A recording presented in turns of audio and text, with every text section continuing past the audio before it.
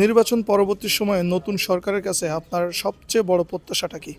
নির্বাচন পরবর্তী সময়ে জনগণের সবথেকে বড় আশা হলো নির্বাচন সরকারের কাছে যে আইন শৃঙ্খলা পরিস্থিতিটা যখন স্বাভাবিক থাকে। আমরা বিভিন্ন জায়গায় দেখছি যে বিভিন্ন মানুষকে হত্যা, ধর্ষণ নির্বাচনের পরে এটা বেড়ে যাচ্ছে এবং বিরোধী দলের উপরে যে জুলুম নির্যাতন এগুলো যেন না হয় এদিকে খেয়াল রাখার জন্য বলা হচ্ছে। আবার আরেকটা বিষয় দাবি আছে যে দ্রব্যমূল্য, দেখা যায় যে নির্বাচনের পরবর্তী সময় দ্রব্যমূল্য ঊর্ধ্বগতি হয়, এটা যেন নিয়ন্ত্রণের মধ্যে থাকে। আগামী 6 মাসে সরকারের কোন 3টি কাজ সবচেয়ে অগ্রাধিকার দেওয়া উচিত? আমি মনে করি আগামী 6 মাসে সরকারের প্রথম আমাদের দেশের যোগাযোগ ব্যবস্থা অত্যন্ত নাজুক হাল, বিশেষ করে রোড রাস্তাগুলো অত্যন্ত খারাপ হয়ে পড়েছে। 1 নম্বরে এটা গুরুত্ব দেওয়া উচিত। 2 নম্বরে দ্রব্যমূল্যর দিকে খেয়াল রাখা দরকার, সেটা যেন কোনো অবস্থাতেই মানুষের ক্রয় ক্ষমতার বাইরে না যায়। সামনে রমজান মাস আসতেছে, অবশ্যই এটা গুরুত্ব দিতে হবে। আর 3 নম্বর যে কথাটা বলবো সেটা হলো আইন শৃঙ্খলা পরিস্থিতির জন্য অবনতি না ঘটে, এদিকে খেয়াল রাখা দরকার। বিরোধী দলের আচরণ কেমন হওয়া উচিত? গঠনমূলক নাকি আন্দোলনমুখী? বিরোধী দলের আচরণ অবশ্যই গঠনমূলক হতে হবে এবং কোনো দাবি দাওয়া আদায় করতে গেলে তাদেরকে যেন সহিংস রূপ তারা ধারণ না করে, তারা গঠনমূলকভাবে তাদের দাবি দাওয়া পেশ করবে। বিশেষ করে আমাদের মনে হয় যে ছায়া সরকার হলে বেশি ভালো হয়, যে সরকারকে হেল্প করবে তারা, এবং সরকার যদি কোথাও ভুল করে তাদেরকে ছায়া সরকারের মতো তাদের সে ভুলগুলো তারা ধরিয়ে দিবে। ভারত বাংলাদেশের সম্পর্ক অবশ্যই সুসম্পর্ক হতে হবে, একটা প্রতিবেশীর সঙ্গে যেমন সম্পর্ক থাকা দরকার তার থেকে বেশি নয়। এমন যেন না হয় যে আমি সব দিয়ে দিলাম তারা আমাকে কিছুই দিবে না, আবার আমি সব নিলাম তাদেরকে আমি কিছু দিব না, এমন যেন না হয়। প্রতিবেশীর সঙ্গে যেমন থাকা দরকার সম্পর্ক, প্রতিবেশী দেশ হিসেবে সুসম্পর্ক থাকা অবশ্যই দরকার, তবে তাদের অধিকারের ভিত্তিতে, প্রত্যেকের অধিকার যেন সমভাবে থাকে। নির্বাচন পরবর্তী সময়ে নতুন সরকারের কাছে সবচেয়ে বড় প্রত্যাশা কি আপনার? আমার সবচেয়ে বড় প্রত্যাশা যে সরকারি গঠন করে দেখাচ্ছে দেশটা ভালোভাবে চালাবে, ইনশাল্লাহ কোনো প্রতিহিংসা রাজনীতিতে না করে, এভাবেই আমার প্রত্যাশা। বিরোধী দলের আচরণ কেমন হওয়া উচিত? গঠনমূলক নাকি আন্দোলনমুখী, কোনটা দেখতে চান আপনি? গঠনমূলক গঠনমূলক গঠনমূলক দ্বারা সুন্দরভাবে দেখা যাচ্ছে সামনে আরও ভবিষ্যতে আরও ভালো কিছু করবে তারা বিরোধী দল, সেই হিসেবে গঠনমূলক রাজনীতি করা তাদের ভালো। নির্বাচন পরবর্তী সময়ে নতুন সরকারের কাছে আপনাদের সবচেয়ে বড় প্রত্যাশাটা কি? আমাদের সব থেকে বড় প্রত্যাশা এখন যেন সুষ্ঠুভাবে দেশটা থাকে। চাঁদাবাজি, সন্ত্রাস, অগ্নিসংযোগ যেভাবে হচ্ছে, বিরোধী দলগুলোর উপরে যেভাবে জুলুম নির্যাতন হচ্ছে, নারীদের উপরে যেভাবে সহিংসতা হচ্ছে, এইগুলা যেন বন্ধ হয়। আমরা তো অলরেডি সরকার গঠনের আগেই দেখে ফেলছি যে বিভিন্ন জায়গায় আপনার অগ্নিসংযোগ শুরু হয়ে গেছে। বিরোধী দলীয় যারা আছে তাদের উপরে জুলুম নির্যাতন মার এগুলো শুরু হয়ে গেছে। বিভিন্ন জায়গায় নারীরাই হচ্ছে আপনার বিভিন্ন রকম সহিংসতার শিকার হচ্ছে। তো এইগুলা সরকার প্রশাসনের প্রশাসনটা স্ট্রং হওয়া প্রয়োজন, এগুলো যেন বন্ধ হয় এই মুহূর্তে। তো প্রতিহিংসা কমানোর জন্য মূলত যেটা আমি মনে করি যে আইন বিভাগ এবং বিচার বিভাগ অবশ্যই নিরপেক্ষ থাকতে হবে। এটা ছাড়া আসলে প্রতিহিংসা কখনোই কমানো সম্ভব না।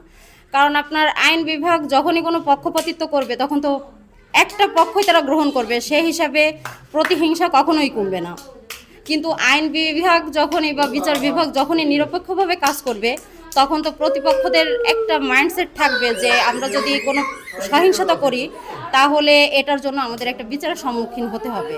তো আমার মনে হয় সরকারের খুব বেশি জোর দেওয়া উচিত এই দুইটা দিকে প্রতিহিংসা কমানোর জন্য।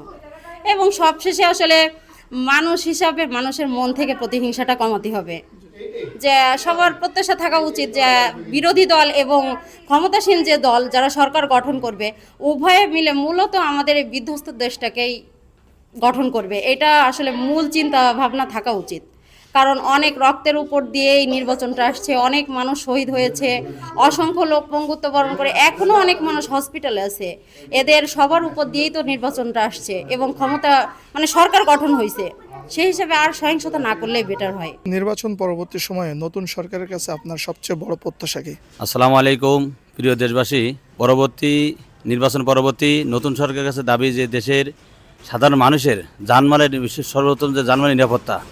তো আমরা দেখতে পাচ্ছি যে নতুন নির্বাচন হওয়ার পরে এখনও পর্যন্ত নতুন সরকার গঠন করার আগেই দেশে যেভাবে সেই সাবেক ফ্যাসিবাদের মতো সাবেক ফ্যাসিবাদের মতো আবারও দেশের বিভিন্ন জায়গায় যারা দাঁড়িপাল্লার পক্ষে কাজ করেছে তাদেরকে যেভাবে নির্যাতন করা হচ্ছে, বিশেষ করে নোয়াখালী যে একটা দেখলাম, সেখানে একজন মহিলাকে যারা ধানের শীষে যারা ছিল তাকে ধর্ষণ করেছে, গণধর্ষণ। এটা খুবই দুঃখজনক এবং আপত্তিকর। তো এরপরে কুমিল্লার যে বহদ্দারহাটে ওখানে সেই একই অবস্থা।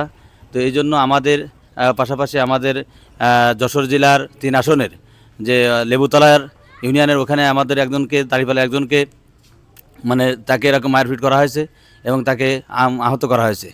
তো এগুলো আমাদের জন্য খুবই আপত্তিকর। এরকম যদি সারা দেশে এরকম পরিবেশ পরিস্থিতি হয় আর এই নতুন সরকার যদি মানে শপথ নেওয়ার আগেই যদি এই পরিবেশ সৃষ্টি হয়, তাহলে মানুষ এদের কাছ থেকে পরবর্তীতে কি আশা করবে এবং এই জাতি তাদের কাছ থেকে কী পাবে। তো এই জন্য আমরা আশা করি যে দেশের মানে পক্ষ বিপক্ষ থাকবেই। তো রাজনীতিতে সরকার দল বিরোধী দল থাকবেই, এটাই স্বাভাবিক। কিন্তু নির্বাচনের পরে যে এরকম জুলুম নির্যাতন হবে, আবার ফ্যাসিবাদের মতো আবার নতুন ফ্যাসিবাদ তৈরি হবে, এটা আমরা আশা করি না। তো এই জন্য বর্তমান যারা আগামীকালকে যারা নিতে যাচ্ছে, শপথ নিতে যাচ্ছে, তাদের আমরা দৃষ্টি আকর্ষণ করি যে সারা দেশে যেন আইন শৃঙ্খলা এটা যেন তারা উন্নতি করতে পারে এবং এই দেশের মানুষের কোন দল করে এটা না দেখে সকল মানুষের জানমালের নিরাপত্তা দিতে পারে, আমরা আশা কামনা করতেছি।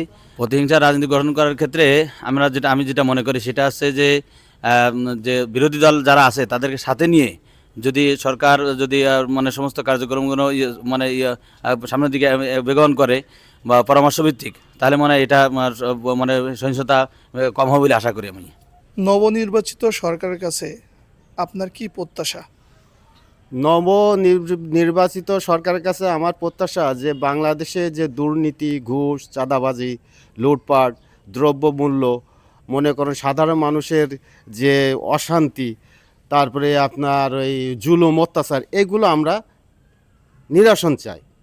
বর্তমান যে সরকার ক্ষমতা আছে তার জন্য আমরা দোয়া করি যাতে সে দুর্নীতিমুক্ত বাংলাদেশ, যোগ্য, সৎ এবং শিক্ষিত যারা আছে তাদের চাকরির ব্যবস্থা করুক বা কাজের ব্যবস্থা করুক। আর আমরা যারা সাধারণ মানুষ, গরিব মানুষ, আমাদের দরকার দ্রব্যমূল্যর কুড়ায়ের মধ্যে থাকতে হবে, যাতে আমরা কিছু তেলের দাম, বিদ্যুতের দাম এগুলো কমাতে হবে। এটাই আমাদের কাছে চাওয়া। বর্তমান যে সরকার ক্ষমতা আসছে তারে ধন্যবাদ জানাই, যাতে আমাদের এইসবের গরিবের দিক দিয়ে একটু নেক নজর দেয়। আর বিশেষ করে যে চাঁদাবাজি এগুলো বন্ধ করতে হবে। বাংলাদেশে সুন্দরভাবে গড়তে হলে আপনার দুর্নীতি মুক্ত, চাঁদাবাজি মুক্ত, দ্রব্যমূল্য আপনার ঊর্ধ্বগতির থেকে কমায়ে আপনার জনসাধারণের যাতে আপনার কুড়াই ক্ষমতা থেকে সেরকম একটা ব্যবস্থা নিতে হবে। এটাই আমার কাছে চাওয়া। বিরোধী দলকে আপনি কেমন দেখতে চান? আন্দোলনমুখী নাকি গঠনমূলক কিছু কর্মকাণ্ড করবে? বিরোধী দলরে বলবো যে তারা বর্তমান যে সরকার ক্ষমতা আসছে তাদের সাথে থেকে দিক নির্দেশনা দিয়ে তাদের সহযোগিতা করে সুন্দর একটা বাংলাদেশ আমরা দেখতে চাই। আর বিশেষ করে আমরা মনে করেন অনেক মহিলারা আছে, অত্যাচার হয়, নারী নির্যাতন হয়, মনে করেন স্টুপিং হয়, এসবগুলো বন্ধ করতে হবে। ভারত বাংলাদেশ সম্পর্ক কোন দিকে এগোলে আমাদের জন্য ভালো হয় বলে মনে করেন? শোনেন, ভারত বাংলাদেশ বলতে আমার এ যাবৎকালে আমি দেখেছি ভারত বলে আমাদের বাংলাদেশ হলো বন্ধু রাষ্ট্র, অথচ ওরা বন্ধুর মতন কোনো আচরণ করে না। ওরা বাংলাদেশে এক পাশে ফেলে মনে করেন বাংলাদেশে দাসত্ব বানানোর জন্য ভারত প্রায় এগুলো করতে চায়। ভারতের কাছ থেকে যেসব আমরা আমদানি করে আমাদের বাংলাদেশ, সেসব আমদানির মধ্যে অনেক সময় ওরা মনে করেন খারাপ জিনিস দেয়, দিয়ে মনে করেন আমাদের দেশে একটা আপনার ঊর্ধ্বগতি জিনিসপত্রের দাম বাড়ায় দেয়, বুঝতে পারছেন। এখন আমরা চাই যে আমাদের বাংলাদেশে যারা ক্ষমতায় আসছে তাদেরকে দোয়া করি তারা যাতে ভারতের সাথে টক্কর দিয়ে মনে করেন আমাদের চলতে হবে। ভারতের ভয় পেলে হবে না। আমাদের দেশ ছোট্ট হতে পারে, কিন্তু আমাদের জনগণ যে আছে তাদের মনোবল কিন্তু ভারতের থেকে অনেক বেশি। আমরা চাই যে ভারতের সাথে মিলে কাজ করব, কিন্তু নত হয়ে না। তাদের পারমাণবিক বোমা আছে বলে যে আমরা ভয় করে থাকবো তা না, আমাদেরও পারমাণবিক বোমা রাখতে হবে, তৈরি করতে হবে। আমরা ভারতের সাথে যাতে আমরা সমানে, যেরকম একটা মানুষ মারামারি করলে সমানে সমানে হয়, ঠিক সেই কায়দায় আমাদের ভারতের সাথে আচরণ করতে হবে। ভারত আমাদের যদি বন্ধু বলে আমরা বন্ধু ভাববো, কিন্তু বন্ধুর মতন আচরণ থাকতে হবে। আপনি বন্ধু বলতেছেন অথচ পিছন দিক দিয়ে আপনি বন্ধু ভাবতেছেন না, এটা তো করলে হবে না। আমার আর কিছু বলার নেই। এখন ওপর আল্লাহর কাছে দোয়া করি আমাদের যে সরকার ক্ষমতায় আসছে সে সুন্দর একটা বাংলাদেশ যাতে দিতে পারে, এটাই আমাদের কাছে চাওয়া। ধন্যবাদ ভাই। আর এটা বেশি করে বলবো, যারা শিক্ষিত বেকার যোগ্য ছেলেপিলে আছে তাদের একটা চাকরি কর্মসংস্থানের একটা ব্যবস্থা করতে, এই হলো আমার শেষ কথা। নির্বাচন পরবর্তী সময়ে নতুন সরকারের কাছে আপনার সবচেয়ে বড় প্রত্যাশা কি?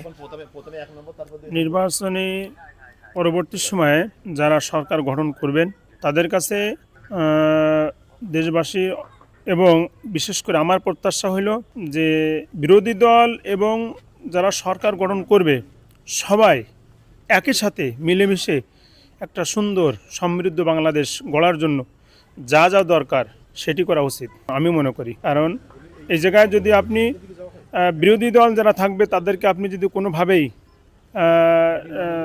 কথা বলার স্পেস না দেন বা তাদের মতামত যদি আপনি না নেন, আমি মনে করব যে আগামীতে এই যারা সংসদ গঠন করবে বা করছে তাদের জন্য একটা বড় ধরনের একটা পরীক্ষা আসবে। তদ্রূপ যারা সরকার গঠন করবে তাদের সার্বিক সহযোগিতার জন্য যারা বিরোধী দলে থাকবে তাদেরকে সর্বোচ্চ তাদেরকে পরামর্শ দিতে হবে এবং ধৈর্য ধারণ করতে হবে। অর্থাৎ দুটো পক্ষকেই সমানভাবে সহযোগিতার মাধ্যমেই একটি সুন্দর সমৃদ্ধ বাংলাদেশ গড়া একান্ত জরুরি।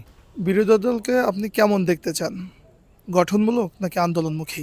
আমি অবশ্যই বলবো বিরোধী দলকে অবশ্যই যারা থাকবে তাদেরকে গঠনমূলক আচরণ করবে, এটাই প্রত্যাশা আমি মনে করি। রাজনৈতিক সহিংসতা এবং প্রতিহিংসার রাজনীতি কমাতে সরকার কি ধরনের পদক্ষেপ নিতে পারে? রাজনৈতিক পরবর্তী সময়ে সরকার যেটা গ্রহণ করা উচিত, যারা সরকার গঠন করবে তারা একদম তৃণমূল পর্যায়ে যে সমস্ত নেতা আছে বা সহকর্মী যারা আছে তাদেরকে মেসেজ এভাবেই দেওয়া উচিত যে কোনোভাবেই সে যে দলেরই হোক তাদের সঙ্গে কোনোভাবেই কোনো খারাপ ব্যবহার করা যাবে না। সে যে দলেরই হোক, যে ধর্মেরই হোক, যে বর্ণের হোক, যে সম্প্রদায়ের হোক, সর্বসময় সর্বদা যেন একটা নির্দেশনা তারা দেয়। এবং যারা তৃণমূল পর্যায়ে যারা আছে তাদের উদ্দেশ্যে আমি বলতে চাই তারা যেন এই ঊর্ধ্বতন কর্মকর্তার যে সমস্ত বার্তা আসবে সেটা যেন তারা পালন করে, এই প্রত্যাশা আমি সরকারের কাছে রাখতে চাই। ধন্যবাদ সকলকে।